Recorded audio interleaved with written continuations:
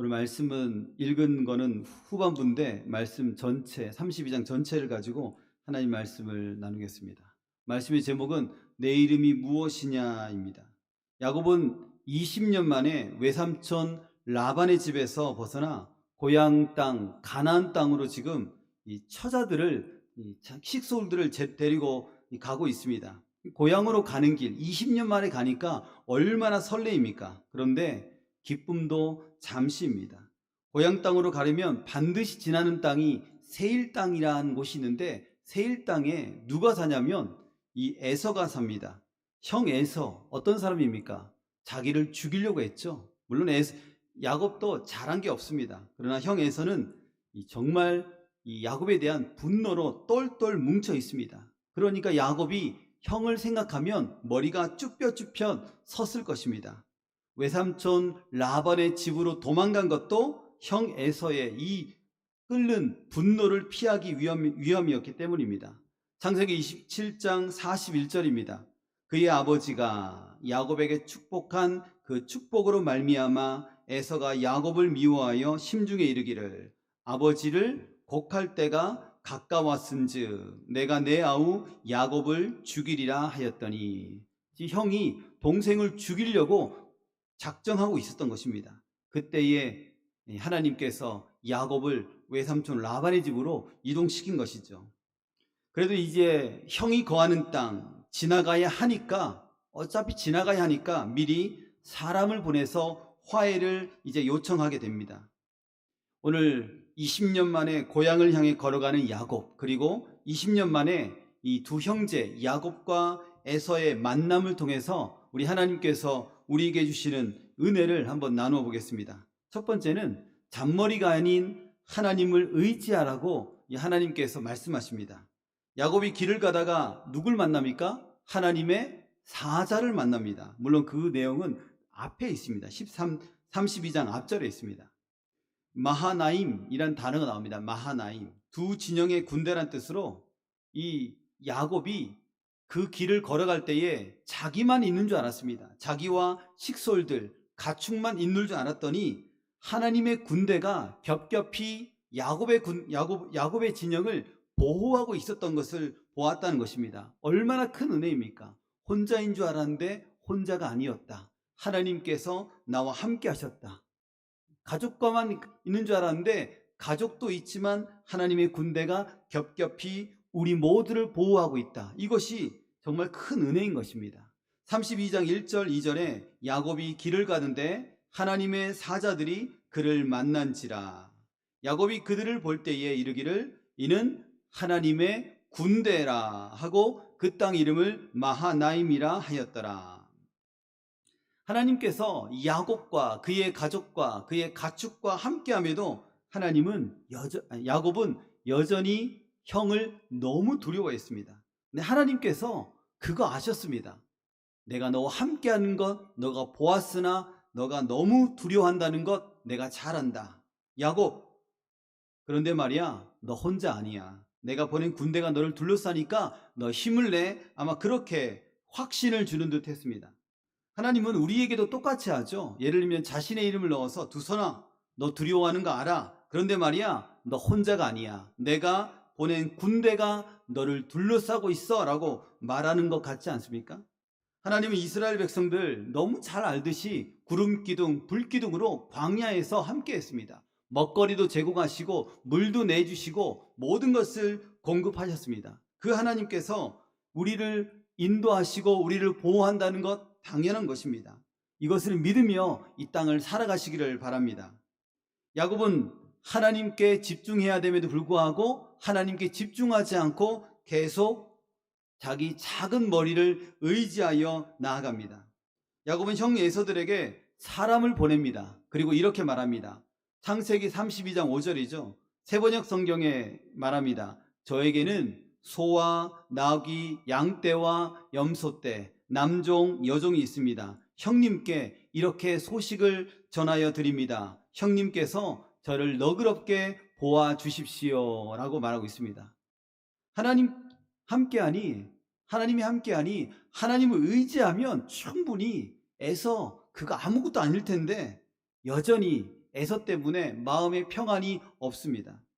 야곱은 끝까지 하나님을 온전히 의지하지 못하고 있습니다. 에서에게 사람을 보내놓고 야곱의 심장은 지금도 막 요동치기 시작합니다.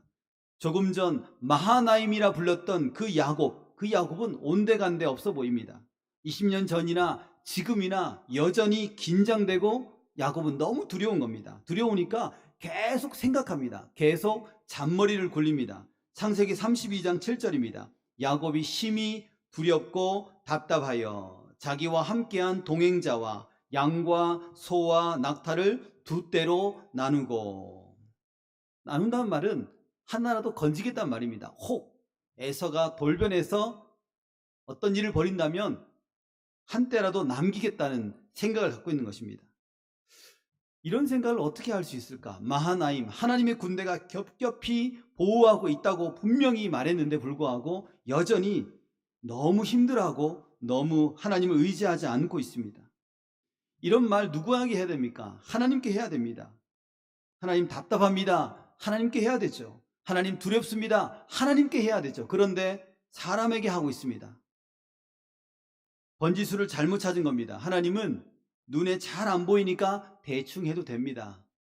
그러나 눈앞에 보이는 형에게는 꼼꼼하게 하고 아주 많이 베풀고 그래서 형에게 은혜를 받아야겠다. 이런 야곱의 마음이 있습니다. 사자들이, 종들이 만나고 이제 에서를 만나고 돌아와서 보고합니다. 형님께서 400명을 거느리고 이곳으로 오고 있습니다. 라고 말합니다. 이 400명은 그 당시에 엄청난 인원이었습니다. 그리고 그 사람들이 그냥 사람들이 아닐 것 같아요. 집에서 길리운 자 아닐까요? 훈련받은 자, 그런 사람일 겁니다. 야곱이 또다시 깊은 두려움에 빠집니다. 그래서 또 머리를 굴립니다. 한 떼를 치면 남은 한 떼는 피하리라. 아까 그 말이죠. 자신들을 두 떼로 나눈다는 것은 어떻게 보면 한 발은 세상에 걸치고 한 발은 하나님께 두는 것과 같습니다. 반쯤 걸친 신앙이란 거죠. 야곱은 계속 머리를 굴려가며 문제를 풀려고 애를 씁니다. 사실 문제는 누가 잘 풉니까? 하나님께서 잘 풉니다. 머리가 좋은 사람이 아니고 전능하신 하나님을 더 잘 의지하는 사람이 문제를 잘 풉니다. 왜냐하면 문제를 풀 수 있는 분은 전능하신 하나님이시기 때문입니다. 그런데 우리가 이거 너무나 잘 알면도 불구하고 실제의 삶의 위기 앞에서는 하나님이 아닌 사람에게 은혜를 구하고 세상에 기대는 우리 모습을 자주 보게 됩니다. 하나님께 몸부림쳐야 되는데 사람에게 몸부림치는 우리의 모습 자주 보게 됩니다. 우리의 연약한 모습이죠. 이스라엘을 구름기둥 불기둥 먹거리를 채우시고 옷이 닳지 않고 헤어지지 않고 그 놀라운 하나님의 인도하심을 우리가 생각하면서 이 땅을 살아가야 됩니다. 그래야지 이 땅에 당면한 모든 어려움들을 능히 이길 수 있습니다. 잔머리만으로는 안 된다는 거죠. 하나님께 맡기는 훈련, 하나님께 문제를 던지고 하나님께서 문제를 해결해 가는 것을 볼 때에 우리의 신앙이 더욱더 자라나는 것입니다. 자, 이제 잔머리만 굴렸던 야곱, 계속 고민하고 계속 두려워했던 야곱이 이제 기도를 하게 됩니다. 그 기도가 32장 10절에 있습니다. 나는 주께서 주의 종에게 베푸신 모든 은총과 모든 진실하심을 조금도 감당할 수 없사오나 내가 내 지팡이만 가지고 이 요단을 건넜더니 지금은 두 때나 이루었나이다. 맞죠? 맞습니다. 지금 재산이 많다는 겁니다. 하나님의 은혜로 말미암아 재산이 많아졌습니다. 그 얘기죠. 가진 게 많으니까 두려운 거 맞습니다. 가진 게 많으니까 잃을 게 많고 잃을 게 많으니까 지금 야곱의 마음은 두려운 겁니다. 진짜 용기는, 진짜 믿음은 그때라도 하나님 앞에 나아가는 것입니다. 하나님 앞에 엎드리는 거죠. 하나님을 직면하는 것입니다. 하나님을 직면하면, 하나님 앞에 엎드리면 하나님이 힘주시고 은혜를 더해 주시기 때문입니다. 우리는 세상의 칼날에도 벌벌 떨죠. 정작 그 모든 것을 다스리시는 하나님 앞에서는 떨지 않습니다. 그런데 진짜 두려워하고 진짜 떨어야 할 것은 우리 하나님 앞에서라는 것입니다. 오묘하신 하나님, 나의 머리털 하나하나 다 세시는 하나님, 내 마음과 생각을 다 아시는 그 하나님 앞에 나아가야 됩니다. 하나님께 모든 것을 내어 맡기는 우리 모두가 되시기를 바랍니다. 루터의 이야기 아시죠? 루터요. 1521년 보름스 회의에서 교황과 황제가 그를 위협했습니다. 죽이겠다는 거죠. 그러니 하던 일 멈추라는 겁니다. 그때 루터가 말합니다. 주여, 내가 여기 있나이다. 나를 도우소서. 너무 유명한 말입니다. 주여, 내가 여기 있나이다. 나를 도우소서. 이 루터는 정말 힘이 없잖아요. 황제나 교황에 비하면 미천하잖아요. 그러니 누구 하나를 의지할 데가 없는 겁니다. 그러니 주님만 바라봅니다. 주여, 내가 여기 있나이다. 나를 도우소서 라며 하나님 앞에 서 있는 겁니다.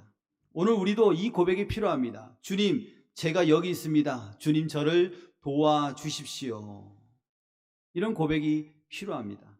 자, 야곱은 계속해서 머리를 씁니다. 계속해서 잔머리를 굴립니다. 형 에서를 달래려고 엄청난 예물을 준비합니다. 암염소 200마리, 순염소 20마리, 암양 200마리, 순양 20마리, 젖나는 낙타 30마리, 그리고 그 새끼들, 그리고 암소가 40마리, 황소가 10마리, 암나귀 20마리, 또한 그 새끼 나귀가 10마리. 이게 14절과 16절에 이 에서에게 드릴 예물이 이와 같이 많습니다. 이거는 개인이 주는 선물이 아니라 국가에 바치는 조공 수준입니다. 이 조공 수준, 이걸 보면 이 야곱이 에서를 얼마나 두려워했는지 알 수가 있습니다. 사랑하는 성도 여러분, 우리의 인생은 반드시 하나님 앞에 서 있어야 됩니다. 머리 굴리고 잔재를 부려도 그것 가지고 안 됩니다. 오늘도 오늘 루터의 고백처럼 야곱이 배웠야 했던 고백처럼 우리의 고백도 고백해야 됩니다. 우리도 이렇게 고백해야 됩니다. 주님, 내가 여기 있나이다. 주님, 나를 도우소서. 그러면 주님께서 우리를 새롭게 하시고 우리를 주님의 크신 손으로 덮어주시고 주님의 큰 바위 가운데 숨겨주신다는 사실입니다. 그래서 주님의 그 십자가 앞에 우리의 모든 것을 내어놓고 하나님 앞에 응답받는 우리 모두가 되시기를 바랍니다. 이와 같이 하나님을 찾고 또 찾고 하나님의 은혜를 구하고 또 구한다면 하나님께서는 우리에게 계속 은혜를 주시는데, 두 번째가 하나님의 은혜와 주권 안에서 살아가게 하신다는 것입니다. 야곱은 가족과 모든 소유를 야복강 건너편으로 다 보냈습니다. 그리고 그 야복강에 그 밤에 홀로 남았습니다. 성경은 이렇게 기록합니다. 24절이죠. 야곱은 홀로 남았더니. 처자식 다 떠나보내고 홀로 강가에 앉아있는 야곱을 한번 생각해 보십시오. 지독한 외로움이 있을 것입니다. 왜냐하면 그의 마음속에 지독한 두려움이 있기 때문에 혼자 남아있다 말할 수 없는 두려움이 그의 마음속에 가득한 겁니다. 우리의 인생에도 홀로 남겨질 때가 참 많을 것 같습니다. 우리 아이들이 다 결혼하면 떠나가지 않습니까? 그래서 또 우리는 또 하나님 앞에 언젠가는 홀로 설 때가 있지 않습니까? 그러므로 항상 홀로 설 준비를 해야 된다는 것입니다. 사람이 아무리 많은 가족과 친구를 둔다 할지라도 병들었을 때 대신 아파해줄 사람이 아무도 없습니다. 죽음 앞에서 누가 함께 갈 사람이 아무도 없습니다. 결국 마지막 순간 우리는 홀로 하나님을 직면해야 됩니다. 하나님을 만나야 된다는 것입니다. 그래서 홀로 있기, 하나님과 함께하기, 그것들을 훈련하는 것이 정말 필요하다는 것입니다. 야곱이 홀로 남았을 때 이제 어떤 사람과 싸움을 하게 되죠. 씨름합니다. 날이 새도록 씨름합니다. 이 싸움은 생명을 건 영적 씨름입니다. 25절입니다. 자기가 야곱을 이기지 못함을 보고. 하나님의 능력이 부족하기 때문에 이와 같이 말한 게 아니죠. 하나님은 전능하십니다. 그러나 야곱이 가진 그 마음의 절박한 마음, 그 마음 속에 있는 두려움들, 간절한 마음을 하나님이 알고 그의 의지를 꺾지 않으셨다는 것입니다. 야곱은 처절했습니다. 하나님, 저는요 형이 너무 두렵습니다. 하나님, 저는요 제 인생이 지금 막다른 골목에 서 있습니다. 하나님, 저는 더 이상 버틸 힘이 없습니다. 주님의 축복이 필요합니다. 이것이 야곱의 간절한 부르짖음이었습니다. 이때 하나님의 사자가 이 야곱의 허벅지 관절을 쳤습니다. 그리고 관절이 어긋났습니다. 그는 부상을 입었지만 여전히 하나님께 매달렸습니다. 32장 26절입니다. 당신이 내게 축복하지 아니하면 가게 하지 아니하겠나이다. 간절함이 보이죠? 간절함. 그는 몸이 이미 약해졌지만 영혼은 이전보다 강력하게 더 하나님을 붙잡고 있는 것입니다. 사랑하는 성도 여러분, 이 야곱의 이 간절함이 우리 가운데도 필요합니다. 복을 주시든 말든, 은혜를 베풀든 말든 그냥 대충 살아갈랍니다. 아무런 은혜가 없습니다. 아무런 변화가 없습니다. 아무런 복을 받을 수가 없습니다. 하나님을 향한 진심 어린 갈급함, 은혜 아니면 하나님 저 살 수가 없으니 저에게도 하나님의 한량없는 은혜 내려 주옵소서라고 간절하게 고백해야 됩니다. 이때 하나님은 야곱에게 물으십니다. 창세기 32장 27절입니다. 그 사람이 그에게 이르되 내 이름이 무엇이냐? 그가 이르되 야곱이니이다. 야곱의 정체성을 주께서 물어본 겁니다. 너 누구야? 묻는 거죠. 야곱은 순간 아마도 양심에 찔리기도 하고 움찔했을 겁니다. 왜냐하면 20년 전에 아버지 이삭도 똑같은 질문을 했습니다. 눈이 어두운 아버지가 묻습니다. 너 누구니? 물었을 때 야곱이 말했죠. 저는 에서입니다. 거짓말한 거죠. 형 행색을 한 겁니다. 그날 이후 그는 마음속에 늘 눌림이 있었을 겁니다. 야곱이라는 이름으로 불리면서도 속으로는 에서의 이름을 등에 업고 살았던 것입니다. 그 마음, 그때 아버지에게 거짓말했다는 그 마음이 참 20여 년 동안 자기를 힘들게 했을 것입니다. 이제 하나님의 사자가 그에게 묻자 그는 솔직하게 대답합니다. 27절에 저는 야곱입니다. 비로소 자신을 있는 그대로 인정한 것이죠. 이때 하나님께서 그의 이름을 완벽하게 바꾸십니다. 28절입니다. 그가 이르되 내 이름을 다시는 야곱이라 부를 것이 아니요 이스라엘이라 부를 것이니 이는 내가 하나님과 및 사람들과 겨루어 이겼음이니라. 아멘. 이스라엘은 이 뜻이 하나님을 이겼다, 하나님과 겨루어 이겼다라는 뜻입니다. 정확히 말하면 하나님의 사랑이 그를 져준 겁니다. 하나님께서 그를 져준 거죠. 하나님께서 은총을 베풀어 주신 겁니다. 속이는 자 야곱에서 하나님과 겨루어 이긴 자가 되었다는 것은 이제는 과거에는 잔머리와 내 머리를 의지하여 내 감정대로 내 성깔대로 살았다면 이제는 하나님의 은혜와 주권 아래 사는 자이다라는 신앙의 고백입니다. 애벌레에서 나비로의 변화, 그렇죠? 새롭게 태어난 것입니다. 야곱은 이제 새롭게 태어났습니다. 하나님께서는 이 야곱, 이스라엘을 통해서 새로운 사명을 주십니다. 이 야곱은 12지파의 조상이 되었고 하나님의 구속사에 크게 쓰임받은 인물이 되었습니다. 야곱은 이 하나님과의 만남, 씨름했던 이 만남을 잊지 않기 위해 그곳 이름을 브니엘이라 불렀습니다. 하나님의 얼굴이란 뜻이죠. 하나님의 얼굴. 32장 30절입니다. 그러므로 야곱이 그곳 이름을 브니엘이라 하였으니 그가 이르기를 내가 하나님과 대면하여 보았으나 내 생명이 보존되었다 함이더라. 아멘.